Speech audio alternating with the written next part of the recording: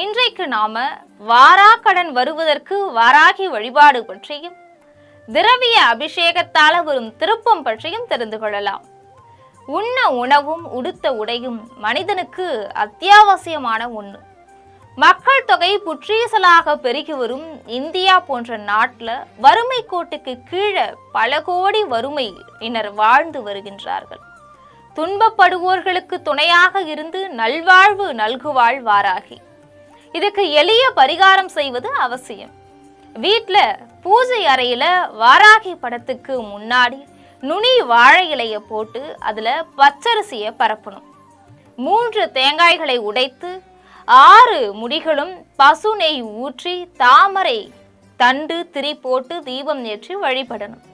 இந்த வழிபாடு வாழ்வை வளமாக்கும். குறுகிய மனம் படைத்த சிலர் பிறர் தொல்லைக்கு உள்ளாவதை பார்த்து ஆனந்தம் அடைவதற்காக பில்லி சூனியம் ஏவல் வைக்கிறது உண்டு.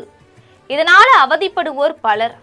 இவங்க வாராகி சன்னதிக்கு சென்று பால், தேன், இளநீர், பஞ்சாமிர்தம் உள்ளிட்ட 12 திரவியங்களால அன்னைக்கு அபிஷேகம் செய்யணும். பிரண்டை கலந்த உணவு பதார்த்தங்களை தானமாக அளிக்கணும்.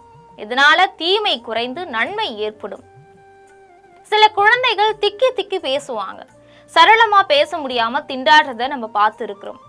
வாக்குக்கு நாயகி வாராகி. குழந்தையுடைய பெற்றோர்கள் வாராகிக்கு தேனால அபிஷேகம் செய்யணும். அப்படி அபிஷேகம் செஞ்ச தேனை தொட்டு குழந்தையின் நாக்களை தடவிட்டு வந்தா திக்குவாய் குணமாகி பேச்சு சரளமா வரும்.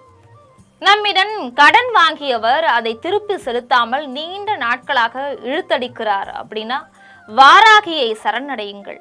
வரவேண்டிய தொகை வட்டியும் முதலமாக வசூலாகும். எந்த தொழிலை மேற்கொண்டாலும் சம்பந்தமில்லாத ஒருவர் வந்து எதிர்ப்பார். இதனால காரியம் தடைப்படும். இப்படிப்பட்ட எதிர்ப்புகள் விலக அஷ்டமி திதியில வாராகிய இரவுல வழிபடணும்.